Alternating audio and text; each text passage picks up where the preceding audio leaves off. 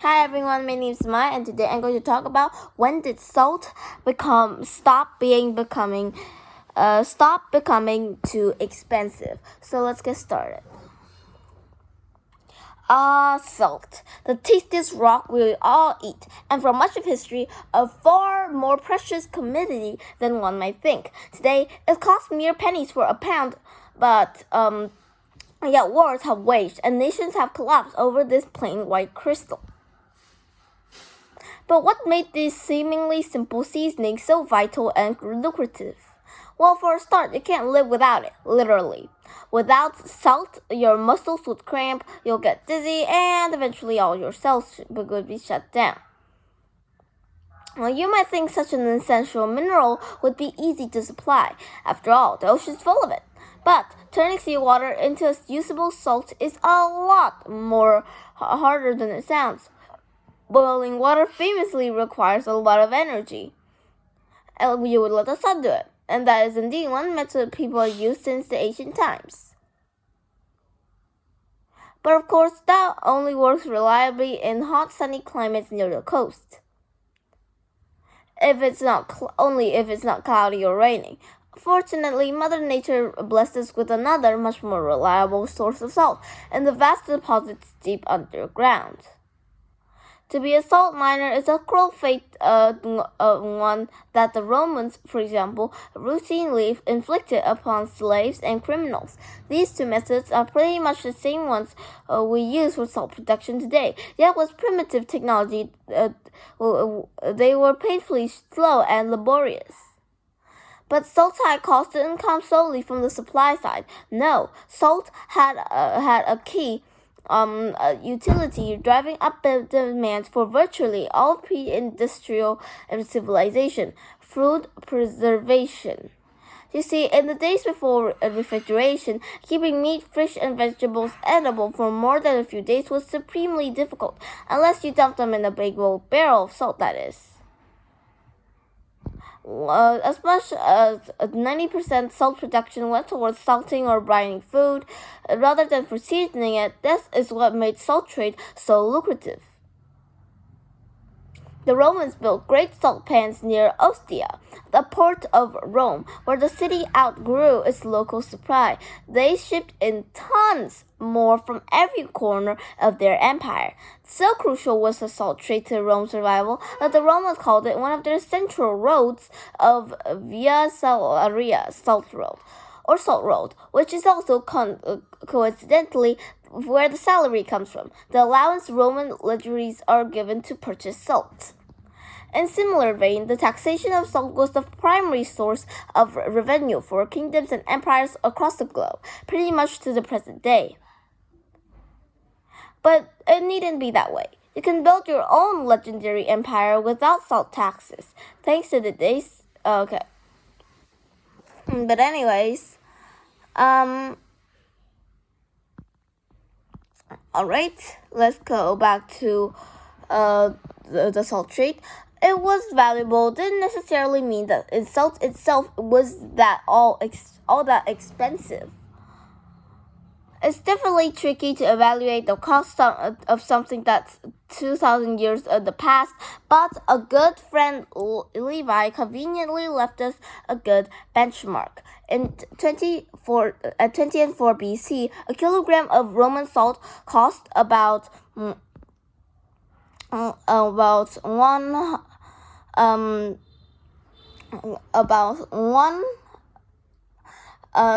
tenth of daily wages. That is insane. So it's 0.03 denarius. So it's like there are 10 parts in our daily wages, and one of them, a big one of them, is just used by salt. But nowadays it's like not very important. Not a very important aspect of life, and usually you just pay a few pennies for it, and it doesn't make up 1/10.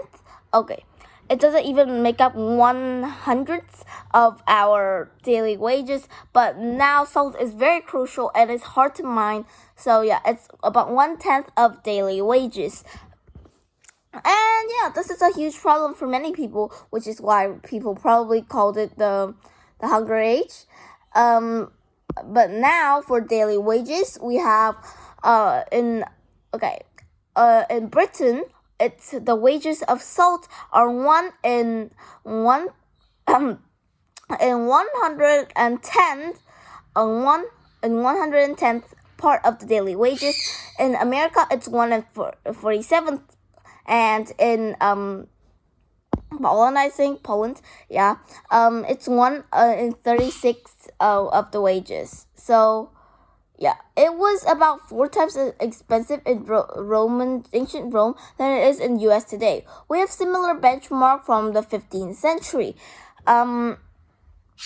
These benchmarks in France, about 8% of the day's wage is spent on salt.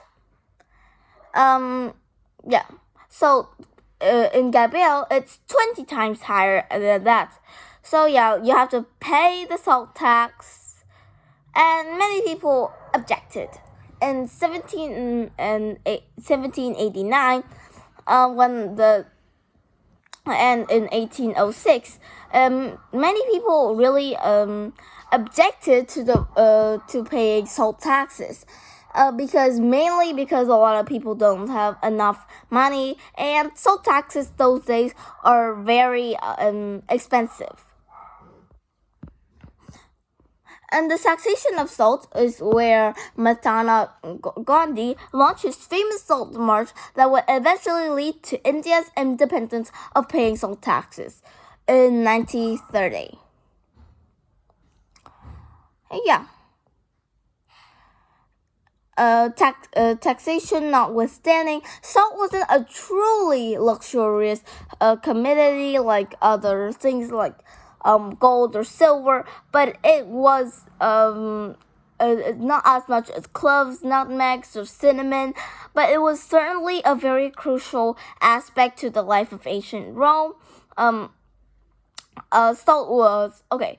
We'll just agree that salt is very much more expensive in production, and many countries have put war over this little plain white crystal. And I think that we should be grateful that salt is in our homes today. We should be grateful that salts are in our homes today, because the history of this thing is just really like adventurous, and many countries have fought over it. Many houses we could say died from it, but nowadays you could just find salt inside any home. You could just find salt in nearly any home. So the age-old quest for this vital mineral has ironically flipped from a world desperate for salt, for the salt that is vital for us, to a world where salt doesn't really matter. You're just from one, oh my god, please give me salt, and then it switched to, oh, I don't really need salt. It's really cheap. So I don't think it's very crucial to my life. So I just think I'll buy a pound and it'll be okay for my life. So thanks for listening, and remember, be grateful for the salt you have today. So goodbye.